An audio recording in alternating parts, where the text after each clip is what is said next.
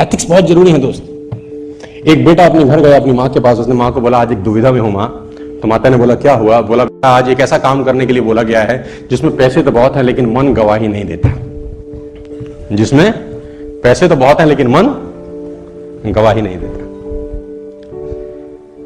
माँ ने बोला बेटा मैं इतनी पढ़ी लिखी तो हूं नहीं कि तुझे सलाह दे सकूं, लेकिन एक बात तो मैं जानती हूं कि रोज सुबह जब मैं तुझे घर में जगाने आती हूं ना तो बहुत आराम की नींद सो रहा होता है। कभी ऐसा ना हो कि मैं किसी दिन तुझे जगाने आऊं और तू जागता मिले।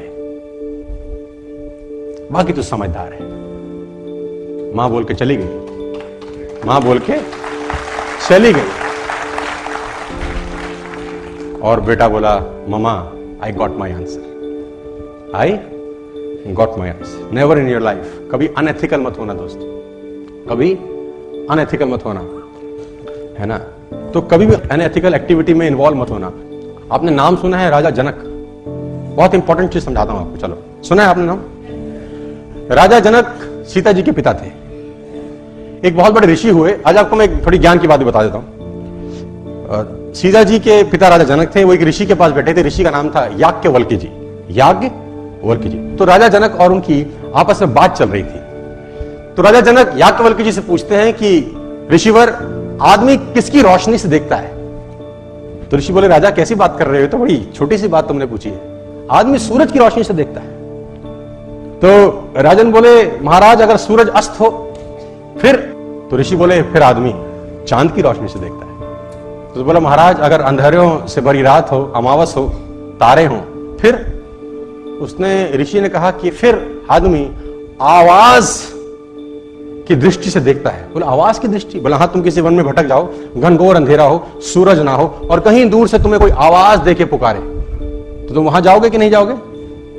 आवाज से दिखाई तो नहीं देगा लेकिन मालूम चल जाएगा कि कहां जाना है। तो फिर बोले अगर कोई आवाज भी ना हो, सूरज भी ना हो, चांद भी ना हो, तारे भी ना हो और आवाज भी ना हो, फिर आदमी किसकी दृष्टि से देखेगा? तो ऋषि ने बोला फिर आदमी आत्मा की नजर से देखेगा, जो कि होती नहीं है। और बड़ी अच्छी लाइन उन्होंने लिखी, मैं आपके लिए लेके आया हूं। उसने कहा जो विशेष ज्ञान से भरपूर है, जीवन और ज्योति से भरपूर है, जो हृदय में विद्यमान है, अंतकरण की ज्योति में और सारे शरीर में विद्यमान है, वही आत्मा है। जब कहीं कुछ दिखाई नहीं देता तब आत्मा की ज्योति ही जीवन जगत को प्रकाशित करती है। जब आपको कहीं से जवाब ना मिले, सवाल ना मिले और परेशान हो कि करना चाहिए कि नहीं, यहां से पूछना, जवाब आपको मिल जाएगा कि एथिकल काम है या अनैतिक होता है। देखो कर्म फल जो है ना वो भोगना पड़ता है यार। गलत मत करना, कभी जिंदगी में मत करना। वो एक आदमी गुस्से में अपने मैनेजर को चांटा मार गया। पता नहीं उसको किस बात का गुस्सा था, उसने अपने मैनेजर को एक दिया। अब मैनेजर उसका एम्प्लॉय था, बेचारा कुछ कर नहीं सका। मैनेजर घर गया, सारा गुस्सा बीवी पे निकाला, एक उसने बीवी को दिया। अब बीवी क्या करती? बड़ा गुस्सा था, उसने बड़े बड़े लड़के पे एक मारा। अब बड़े बड़े लड़के का बस ना मां पे चले ना बाप पे, उसका छोटा भाई बैठा था, खेल खेल में उसने एक रपेट उसको दिया। दुकानदार ने मैनेजर को सपेटा, मैनेजर ने बीवी को मारा, बीवी ने बेटे को मारा, बेटे ने छोटे भाई को मारा। अब छोटा भाई के घर में और कुछ था नहीं जिसको पीट सके, तो गुस्से में बाहर गया, बाहर कुत्ता था, उसे लात मारी। अब कुत्ते को जब लात मारी, कुत्ता भागा और उसने एक आदमी के पैर में काटा, और वह आदमी वही था जिसने मैनेजर को मारा था। तो मैं आपको बता दूं, एक चांटा भी किसी को गलत मारा तो कर्म फल तो भोगना ही पड़ता है सर। आप सोचो कि कुछ नहीं है तो खाता चल रहा है, उसका खाता बड़ा शानदार है, उसके खाते में 0.00001% एरर नहीं होता है ना। वो कहते हैं ना कि आंख ने फल देखा तो मन में लालसा हुई। अब आंख तो फल तोड़ने जा नहीं सकती, फल देखा आंख ने, गए पैर। अब पैर ने देखा तो पैर तोड़ नहीं सकते, फल तोड़ा हाथ ने। जिसने देखा वो गया नहीं, जो गया उसने तोड़ा नहीं, जिसने तोड़ा उसने खाया नहीं, जिसने खाया उसने रखा नहीं, चला गया पेट में। और थोड़ी देर में जब माली ने देखा तो डंडे लगे पीठ को। पीठ ने बोला हाय मेरा क्या कसूर था, लेकिन जब डंडे लगे पीठ को तो आंसू निकले आंख से, देखा उसी ने था। तो कर्म फल भोगना है यार। और मैं आपको एक प्रसंग सुना देता हूं, यहां पर शायद आपके काम आ जाए।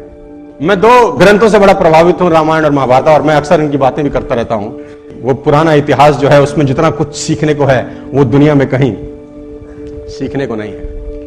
बहुत कुछ सीखने को है राम जी के जीवन में, कृष्ण जी के जीवन में बहुत कुछ सीखने को है। और रामायण एक ऐसा ग्रंथ है जिसमें एक एक चीज सीखने को है। मैं कभी कभी कुछ लेडीज से बात करता हूं, हम तो बहुत दुखी हैं जी, पति बेकार मिला है, बच्चे नालायक हैं। मतलब मेरी बात को अदरवाइज मत लेना, 70 to 80% पुरुष भी मिलते हैं रोते, महिलाएं भी रोती मिलती हैं। मैं आपको बताना चाहता हूं, जितनी भी महिलाएं, बहनें, माताएं यहां पर बैठी हैं, सीता जी के पिता थे जनक और बहुत बड़े ज्ञानी कहा जाता है। जिनके घर में शादी हुई ससुर से दशरथ, जिनके बेटे खुद भगवान हुए, और जिनसे शादी हुई वो स्वयं भगवान। जितना दुख उन्होंने भोगा है तुम में से सब मिलके भी नहीं भोग पाते। तो रोने का जरूरत नहीं है। हाय हाय हाय हाय, दुखी दुख है। एक एक पात्र से सीखने को है। राम जी से अलग सीखने को। भरत जी को गद्दी सौंप रहे हैं, है ना। राम जी वनवास चले गए, भरत जी को बोला अब कोई नहीं है, 2 वचन थे, एक भाई ने पूरा कर दिया, दूसरा तुझको पूरा करना है कि तुझे राजगद्दी पे बैठना है। पिता मरते का 2 वचन दे गए हैं। भरत ननिहाल थे, ननिहाल से जब लौटे उनको बताया गया सारा प्रपंच हुआ है। भरत को बहुत गुस्सा आया, वो गद्दी पे नहीं बैठे सो नहीं बैठे। उनको खूब समझाया गया कि तुम्हें गद्दी पे बैठना है, ये पिता की आज्ञा है, पिता की आज्ञा मानना तुम्हारा फर्ज है। बड़े भाई ने भी मानी है तो तुमको भी मान। तो गुरु समझा रहे हैं, तो गुरु ने बोला अगर मैं समझाऊं तो भी नहीं बैठेगा, अगर मैं समझाऊं और मैं आज्ञा दूं तो भी भरत गद्दी पे नहीं बैठोगे। भरत ने बोला गद्दी पे बैठ तो जाऊंगा गुरुजी, लेकिन ये धरती रसातल को चली जाएगी, ये धरती रसातल चली जाएगी अगर मैं गद्दी पे बैठ गया। तो गुरुजी ने बोला भरत कैसी बात करते हो, इस धरती पे रावण कुंभकर्ण जैसे राक्षस हुए तब धरती रसातल नहीं गई है।